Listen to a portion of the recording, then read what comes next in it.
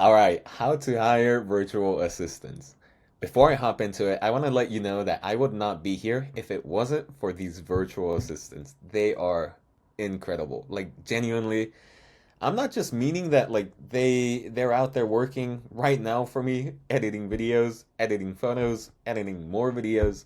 Sure, they're doing that. But me personally, I wouldn't have been able to make this business work, especially not 2 years ago, if it wasn't for virtual assistants. Fun fact, I actually don't even know how to edit photos. I'm gonna keep it real. I haven't known for the past 2 years. I just began and I was like, I'm gonna find someone that like really knows how to edit photos. How? Well, one of these sites that I'm gonna tell you. And basically, I went out there, I shot the pictures. Uh, again, I don't know anything. I sent them to somebody that knows, and they were able to get the job done. Then I deliver them to you. That's how it works. And I have made hundreds and hundreds of thousands of dollars with this, which is unbelievable. So I just wanted to put that out there so that you know that it's not just how to hire virtual assistants, it's also why you should hire them. If you don't have them, you are missing out on literally worldwide talent. Okay, so with that, let's get on to it. It doesn't matter really where you hire them. What matters is more how and who you hire. That's key number one. We're gonna come back to this. But there are a ton of different websites that you can use to hire people overseas. Upwork is the one I personally like using. Fiverr, another extremely popular one. But me personally, I feel like I lean more towards Upwork just because I think there's more talent. It feels more worldwide. I could be wrong, but again, both great choices. And then you also have other platforms like onlinejobs.ph. These guys specifically focus on the Philippines, hence the PH at the end, PH for Philippines. Now, one of the things I like about Upwork, let me just move myself over here. One of the things I like about Upwork, and again, a lot of these like are gonna be very similar, but they're free to post. You know, you don't have to spend money to go and make a job post. And what that means is you can make as many jobs as you want and you can get as many people applying to your jobs essentially as you want. And you kind of get to test the market before you even make a move. Another cool thing, you set the pay. Now, the dollar goes a lot farther all around the world, in the Philippines, Ukraine, stuff of that nature, as it does obviously here in the freaking Silicon Valley where everything is overpriced. So $1 here, it's like, what can you get? I genuinely don't know of anything that costs $1 anymore, honestly. But over there, let's say the Philippines, Ukraine, the dollar, it's like as if you had $100 almost, you know? So you give these people very low, yet they're gonna be living like kings. So that's why you get a lot of people applying to your things, regardless of like how low it is. We'll come back to this fact later on. Uh, just a teaser. Remember that. Now, another thing is for Upwork and pretty much every platform, they try to make it as easy as possible for you guys to pay. And what that means is it's basically like Amazon bank account, credit card, debit card, whatever you want. Just put that thing on there and just click a button. It's that easy. We'll come back to, and actually, I'm going to show you a live demo of like how to actually post the job and what it kind of looks on the back end. But right now, I just kind of want to get the theoretics behind. Another thing, you may be like, oh my gosh, it's probably a headache when it comes to tax season. No, actually, it really isn't. Not from my experience, at least. You don't have to go chasing these contractors overseas, like trying to get their 1099s or whatever other form that you may require when it's overseas, because these platforms, at least, I'll speak for Upwork actually. Uh, Upwork, and I imagine all the other platforms as well, but they kind of take care of that. You know, so all you need to do is just keep track of the payments and then go to your accountant at the end of the year or quarterly whenever you do it. And yeah, they're basically gonna it's a seamless process as far as I've been able to tell. So now, like I mentioned, one of the most important things is actually the hiring process. let me walk you through what I've learned over the past 2 years. So, first of all, this may this may be common sense for you. I hope it is. But it's not common sense for everyone. So I'm just going to quickly go through it one more time. You have to know what type of job you're posting. Obviously, right? A lot of people like they don't understand. I tell them, "Know what job you're posting," and then they're like, "Yeah, okay." And then they go and they post any random tiny little thing and it's like, how the heck do you expect to get people to like actually know what they're signing up for and get a good quality candidate when you posted like two sentences? It makes no sense. So, me personally, I like to I'll come down here. I like to go for a walk. I already have like an idea of what type of job I kind of want to post. And then me personally, I like to go for a walk. I grab my phone and I just pull up voice memos or any recording app and I just kind of talk about the job. Like they're gonna do this, they're gonna need this login, this is the password, this is the login email. They may run into this, and we need them to do this. They're gonna be using these different websites. It's gonna be like this, and then once I finish that rant, I give it to AI, and then it just kind of it takes my rant and it condenses it into a nice note. After that, I review it and kind of make adjustments, and we're almost ready to post. But yeah, moving on. Me personally, apart from grabbing and recording my thoughts, I also like to give opportunities to basically see how good they are. So I like to give them like a test, a tiny, tiny test. And the way I build a test is I hire 5 people at once. So I grab my job, I post it, and again, it's nice and detailed. But on top of that, before I even post, I actually go and I make a bunch of like pages inside of Notion, and it's like step by step guides, like step one, two, three, four, five, six, seven, of whatever job that they're gonna do. So it's like it's kind of like official, you know. And then here's an example of just one page. You know, this is gonna be step number 6, uploading to this certain website. And then I literally make it as seamless and easy as possible for them to basically just go through everything, understand what they need to do. I give them logins and everything so that they can actually complete a test. And I also make a Loom video just like the one that you're seeing now. And yeah, they come and they watch this and then they go through all the things that I mentioned. And then we're able to actually put them to the test, which is something that it's for me changed the game, you know, and I highly, highly recommend not hiring one person at a time because you may be like, oh yeah, this person seems great, great communication. They're doing the job for like a good amount and they're available, right? And they're qualified. So yeah, but the thing is, sometimes I don't know why those people could be flaky. So in my experience, what I found to be best is to hire 5 people at a time. So you're really going to be able to see who's good, who's bad, who's on time, who's not on time, who has great communication, who's slacking, who understands English, who doesn't, and all of these other things, right? You'll be able to see who's good and who's not. And then hire 5 people at once, you drop 4 of them or however many you want. And then you keep 1 or 2, however many star players you need. But yeah, in my opinion, hire in batches, give them all a test. This has been life changing for me because if you hire, again, I'll just run this point home. If you hire 1 or 2 at a time, there's at the it's strange because you're like, I kind of got that job done. You know, I kind of got that job done. Let me go ahead and do this other thing for my business. But then sometimes they can end up being a disappointment.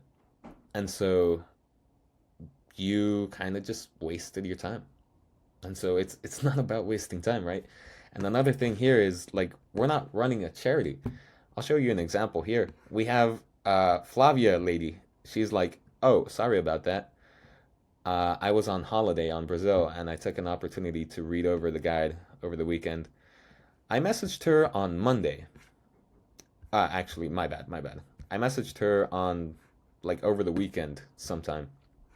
And it took her like 3 days to get back to me to tell me that she was reading it.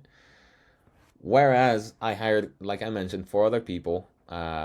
Two of them also kind of dropped off, and another one completely nailed it. And so it's like, would you rather give Flavia a chance that's kind of flaky, or simply go with the one that completely nailed it out of the park? Like, obviously, you want to give the one that you're going to go with the one that nailed it out of the park, right? No matter what type of good excuse Flavia was able to come up with, no matter what holiday or whatever, like someone completely took out of the park. So yeah, and that's why I recommend hiring 5 people at once. Of course, don't be mean when you let those 4 people go. From my experience, I like to try to help them and like let them know why I'm not working with them. So it's like something like, look, you're great. I like this about you. I like that about you. You were strong here, strong there, but you slipped up on blank. So that's why I'm taking my work elsewhere. I hope it all goes well, and hopefully, maybe in the future, we can, give you another shot. I'm sure you guys are have practiced this forever, but yeah, we're not running a charity here. Like, don't let these guys just give excuses, right? Because there are going to be people out there that are extremely locked in, and so you want to find those people. A random fact that I found, by the way, when it comes to money and paying and contractors and how good they perform versus how bad they perform. Unfortunately, I kind of thought that I could just throw more money at somebody and they would perform better. I don't know why, but that couldn't be farther from the truth. So yeah, don't worry about, pushing your financials too far or setting them too little. Like set whatever you're comfortable with, and that's it. Again, me personally, for these people overseas, I have not found a clear link between how much I pay them and the quality that they're able to put out. Even people that I've worked with for years and years, and then actually, like, there was a time when I was like, I'm actually like moving a different route, and so I cut somebody's pay in half. So to this day, it's been months, almost a year, and to this day, he performs better than when his pay was double, which um kind of baffled me at the moment, but yeah, it was very interesting. Now you may be like, all right, so what do you mean pay? Like, how do I pay? There are two different ways that you can kind of structure a contract for payments. So one of them is the typical hourly. Me personally, I never really do hourly. I prefer much more milestones. So what you do here is you basically say, I need this done, I need that done. And for the entire project, once you finish, like you get this much. That's it. That's what a milestone is. And then on the Upwork, you can actually go and create another milestone. So for this guy, he's actually the video editor that I currently have, and I've done like 100 milestones for him. We did so many that um, I actually had to make a new contract. I never even knew that was a thing. So yeah, you can release a milestone when he finishes. You can add a milestone. So let's say for me, again, this is a video editor, so I would simply do video number 2, and then I would put in however much money. I guess it's between $5,000 and $50,000. We would put in however much money for that one, and then we just hit save. That easy. So now with that said, let me go ahead and show you a demonstration of what it looks like on the back end when you post the job. So this is kind of the interface. The cool thing is Upwork, and again, pretty much every other platform out there, has a messaging tab. And in my opinion, the messages are very seamless. It's almost like as if you have WhatsApp. But coming back to the idea, posting a job is as simple as coming over here, hitting this post the job button, and then you'll come to this. Short term, long term, to be honest, all of these buttons that you click, they don't really matter too much. What matters is the description and the title at the top. So short term, long term doesn't matter too much. You could just click one. I always click short term, and then I end up hiring people for like 2+ years, and it's fine. And it's fine. Nothing happens, you know. So yeah, then you type whatever title you want, and then some buttons are gonna pop up that basically help you or help the algorithm kind of narrow down more on like what type of job you have. So you could just click on them. You could click see all categories if you wanted to, click around there. Otherwise, you could simply hit next. And then here we're going to have even more information for the algorithm so that people uh, of the talent that you're looking for could apply. So if you're looking for this, looking for that, you basically just look up what you're looking for and then you add the tags. It's super simple. Uh, all of these, same thing. It's just more tags so that people could understand what the job is as well as the algorithm.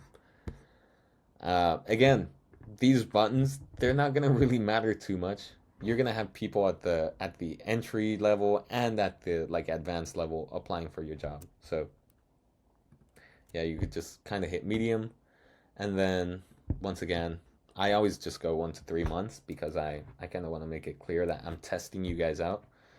Versus if somebody applies for like a 6 month, more than 6 month, and they're like, I got it, but then I fire them the next day. I would imagine that their hopes are going to be a little bit more crushed. So yeah, I just go 1 to 3 months. And again, these guys, expert, intermediate, entry, it doesn't matter too much. It genuinely doesn't matter too much. If you look like you can play around with it, but for me, I always just go intermediate because you're going to get all ranges applying for you, regardless. Is this a contract to hire opportunity?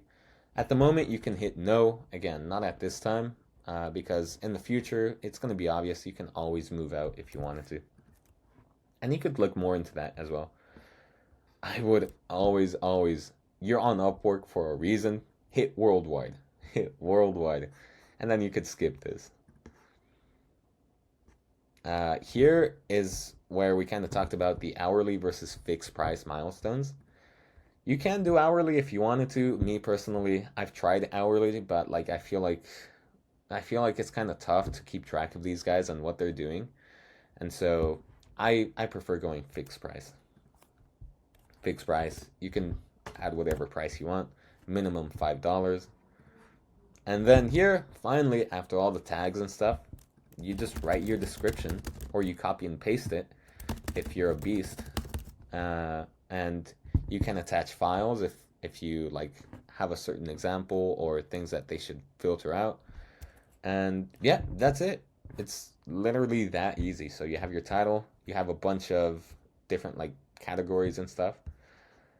Then you hit finalize job post.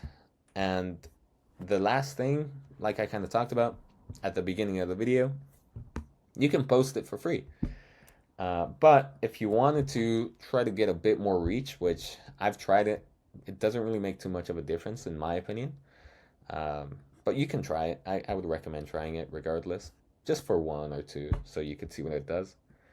Uh, you can spend $30 and they're gonna push it out a bit more. But again, me personally, I don't do it. I just post for free. And if I don't get the talent that I'm looking for, guess what? You could copy and paste it, post it again, and then more people are gonna apply. So that's another reason. You can also go in and try to hire people, like look people up, and you kind of like read what they've done and stuff. You can do that, and then just invite them to your job. So that's a possibility, and I'm pretty sure every platform has it. But yeah, overall, that's it. So just to recap, I would not be here if it wasn't for those virtual assistants. They are incredible, really hard workers, and extremely talented people. And I hope this was helpful. I hope this was helpful because it really opened the world for me. So I hope it opens the world for you as well.